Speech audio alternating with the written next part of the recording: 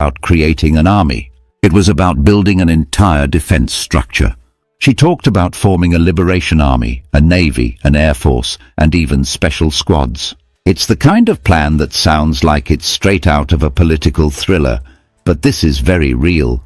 The Biafra Chief of Staff, Ngozi Orubueze, has announced the recruitment of Biafrans into the Biafran security forces. Ngozi Orubueze made the announcement in her official X handle, formerly Twitter. The recruitment was jointly signed with Biafra Secretary of Defense. According to Ngozi Orubueze, the recruitment is into Biafra Defense Forces, Biafra Liberation Army, Biafra Navy, Biafra Air Force, and special squads. The statement read, "The United States of Biafra under Prime Minister Simon Ekpa, represented by the Chief of Staff, Deputy Prime Minister and Defense Minister, is hereby calling on all eligible Biafra citizens to join the Biafra Defense Forces, Biafra Liberation Army, Biafra Navy, Biafra Air Force, and special squads." This recruitment is decentralized using state commanders, deputy commanders, state administrators, and special trainees. The task to strengthen our armed forces against reintegrated terrorists wearing Nigerian military and police uniform is critical to protecting the sovereignty and geographical space of the newly declared nation, the United States of Biafra. Let me tell you a story about something that has been the talk of the town lately, and it is both intriguing and intense. It's about the Biafran movement in Nigeria, a group of people who have been fighting for their independence for years. But this story takes a dramatic turn, one that's been unfolding in real time and shaking up a lot of things. So settle in, because it's a tale worth diving into. It all began on Christmas Day. Yes, on the very day when most people were at home celebrating with their families, opening gifts, and enjoying the warmth of the holiday season, Ngozi Orubueze, who is the Chief of Staff of the Biafran movement, made an announcement that sent ripples across Nigeria. She took to her X account, which many of us still think of as Twitter, and declared something monumental. Ngozi Orubueze announced that Biafra was recruiting over 50,000 men and women to serve in their armed forces. That's right, 50,000 people. Let that number sink in for a moment. Now, this wasn't just a casual post on social media. No, it was a well-thought-out and carefully worded statement. In her message, Ngozi Orubueze explained that this recruitment drive wasn't just about creating an army. It was about building an entire defense structure. She talked about forming a liberation army, a navy, an air force, and even special squads. It's the kind of plan that sounds like it's straight out of a political thriller, but this is very real. The statement wasn't just from Ngozi Orubueze, though. It was co-signed by Solomon, the Secretary of Defense for Biafra. Together, they made it clear that this was a call to action for all eligible Biafran citizens. They emphasized the importance of strengthening their armed forces to defend what they call the newly declared United States of Biafra. Yes, you heard that right. They are calling it a nation now. What's interesting is that Ngozi Orubueze's statement pointed out a specific threat. She mentioned reintegrated terrorists who are allegedly disguised in Nigerian military and police uniforms. According to her, these individuals pose a danger to the Biafran people and their territory. She said this recruitment drive was not just about defense, it was about sovereignty. It's about protecting their land, their people, and their identity. But here's where things get even more complicated. The Biafran movement itself is not a united front. There are multiple factions within the movement, each with its own leaders and followers. Some people support Simon Ekpa, who calls himself the Prime Minister of the Biafran government in exile. Others align with different leaders, including Ngozi Orubueze. It's a tangled web of loyalties and agendas, and this new recruitment drive has brought some of those tensions to the surface. Now let's talk about the logistics of this recruitment drive. Recruiting 50,000 people is no small feat. It's not just about finding willing participants, it's about training them, equipping them, and organizing them into a cohesive force. Critics have been quick to point this out.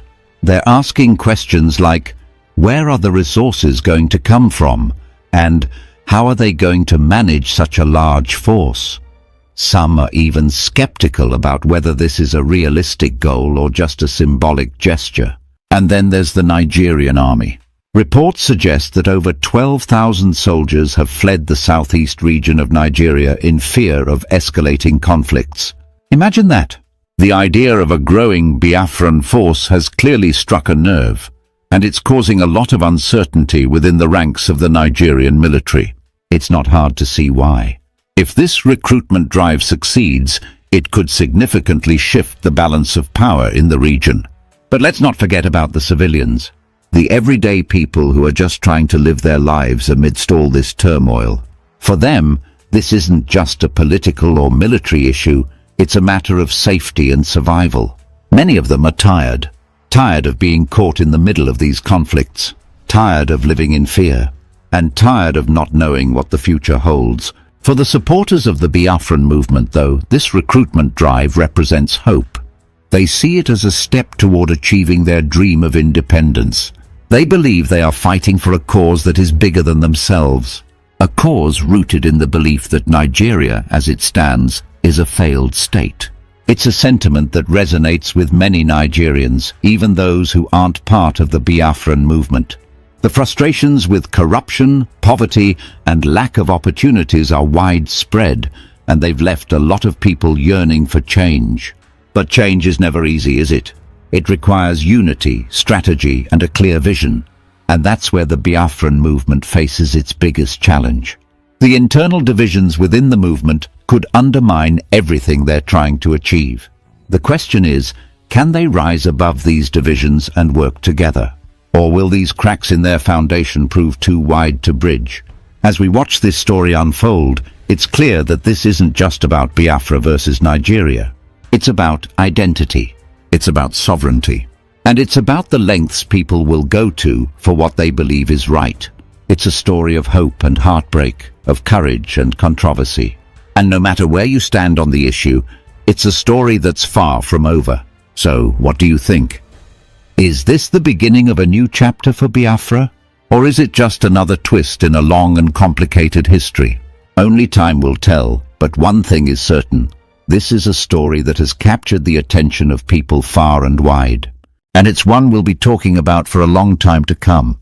The news of the recruitment drive organized by the Biafra Chief of Staff, Ngozi Orabueze, spread like wildfire.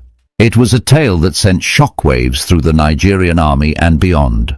To truly understand the gravity of this announcement, we need to journey through the layers of intrigue, historical tensions, and the sheer determination of the people involved. It all began when Ngozi Orabueze took to her official X handle, formerly known as Twitter, to make a bold proclamation. This wasn't just any announcement, it was a call to arms, a rallying cry for Biafrans across the region and beyond. The United States of Biafra, under Prime Minister Simon Ekpa, she began, is hereby calling on all eligible Biafran citizens to join the Biafra Defense Forces, Biafra Liberation Army, Biafra Navy, Biafra Air Force, and Special Squads. These words carried weight, not just because of their content, but because of what they represented, a renewed effort to consolidate Biafra's sovereignty. The recruitment drive, jointly signed by Ngozi Orabueze and the Secretary of Defense, Solomon Nwankwo, marked a significant escalation in the struggle for Biafran independence. It was decentralized, leveraging state commanders, deputy commanders, state administrators, and special trainees to mobilize and organize recruits. This decentralized approach aimed to ensure that the recruitment reached even the most remote areas, leaving no stone unturned in the quest to bolster their ranks. To truly appreciate the implications of this announcement, one must understand the historical backdrop. The struggle for Biafra's independence is not a new story. It is rooted in the events of the late 1960s when the eastern region of Nigeria, predominantly inhabited by the Igbo people, declared independence as the Republic of Biafra. The declaration led to a brutal civil war, marked by immense suffering, loss, and ultimately the reintegration of Biafra into Nigeria. However, the spirit of Biafra never truly died. It lived on in the hearts of its people, resurfacing over the decades through various movements and leaders who sought to rekindle the dream of an independent Biafra. The Nigerian army, already grappling with insurgencies in the north and other parts of the country, found itself in a precarious position. Reports began to surface of Nigerian soldiers fleeing the southeastern region, with some estimates suggesting that over 12,000 personnel had abandoned their posts. The exodus was attributed to the growing influence of Biafran forces and the fear of facing a rejuvenated and determined opponent. The recruitment drive also highlighted a deep divide within the Biafran movement itself. While Ngozi Orubueze and her allies pushed forward with their plans, other factions voiced their dissent. Accusations flew back and forth, with some claiming that the recruitment was a desperate attempt to gain control over the fragmented Biafran forces. This internal conflict mirrored the larger challenges facing the Biafran struggle, a lack of unity and coordination among its leaders and factions. As the news of the recruitment spread, it elicited mixed reactions from the public. For many Biafrans, it was a moment of hope, a sign that their dream of independence was alive and well. For those of you who did not be on my DM asking me about Biafran recruitment, Nakuya no potago. Bundi na be on my DM asking me na Jum FC na actually for Biafran soldiers. Nakuya no potago. All thanks to Ngozi Orubueze. If you me, take your time and read. Ego chaze maloko yige memu. Obuno yige memu. Then there is an email attached to it. What I go? He send the relevant mail. Yeah, cholo men umolobi. Men umolobi. I cholo kwam the banana hat. Anya cholo on the banana hat. Yeah, cholo men umolobi. Okay, now what? Biafran soldiers are cholo banana hat. If you mean, open you game and we send the relevant mail. Okay, now what? He share this video called as welfare. If you mean, all thanks to Ngozi Orubueze. I am a possible. Okay, now what I go? We go protect our land. No matter what. No matter what, we go protect them. I get check about Nyan. One of us.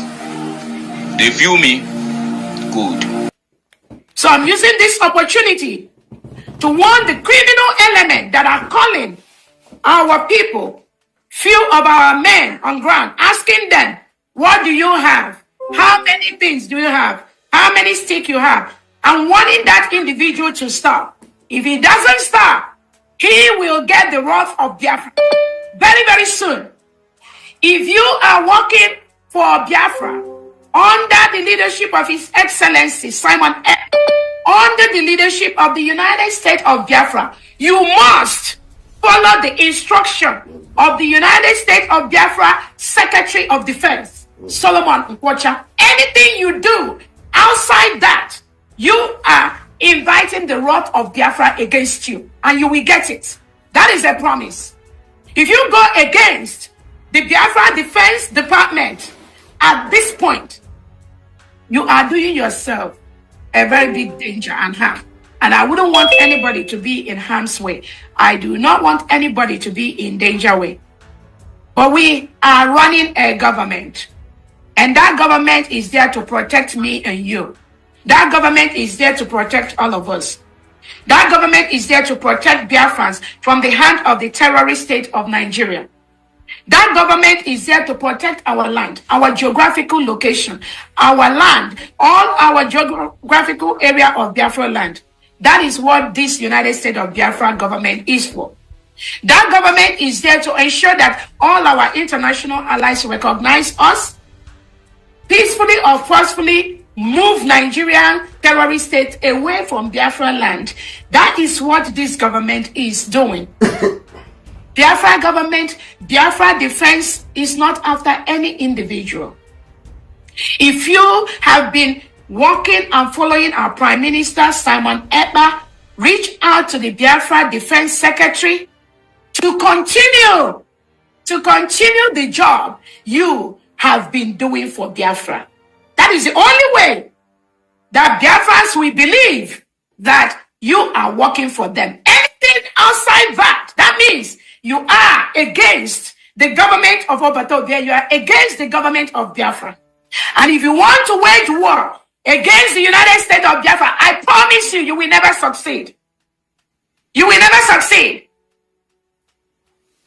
Because first of all, you have to know how many war you want to pick. And I keep telling people, pick your battles. It's not every battle you want to go to. Pick your battles.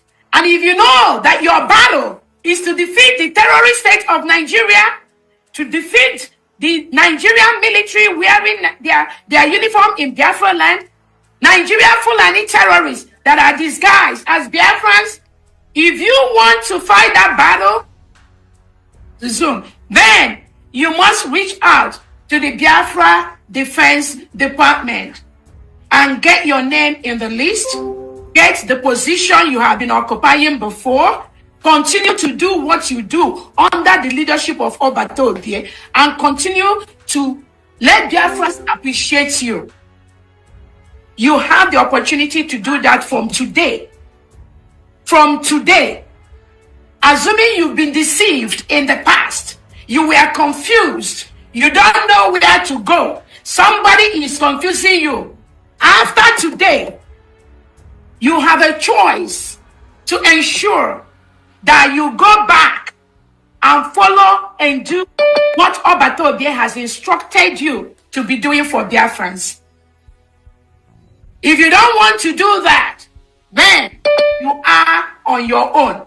But I promise you that every state, the 40 states of Biafra,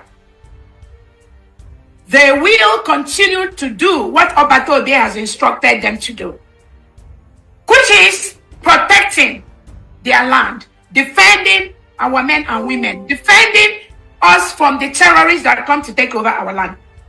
If you want to be a hindrance to that, you will have yourself to blame. That is what I want to say on that. If you give them any of your penny, just know that is a wasted penny, which they are using to fight Obatobie. The only account approved right now for the United States of Biafra is the New Dimension mandate and the local account. Any other account, any true Biafran is encouraged to use only those accounts. The IPOBUSA.org/ that account is fraudulent. It has been hijacked by these criminals. If you put your money there, you are wasting your not. What a wonderful question, the anchor of this good platform.